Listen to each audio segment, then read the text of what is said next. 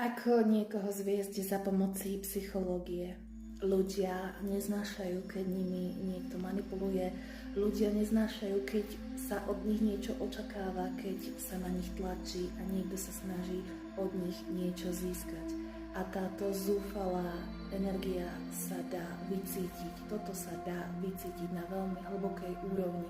Zúfalstvo nie je sexy.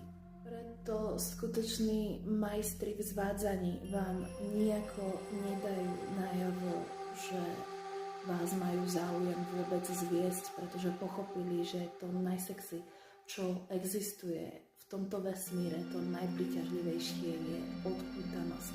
A teda sú natoľko odpútaní od tej danej situácie a od toho, ako to celé dopadne, že tá ich energia vás pritiahne k sebe ako magnet.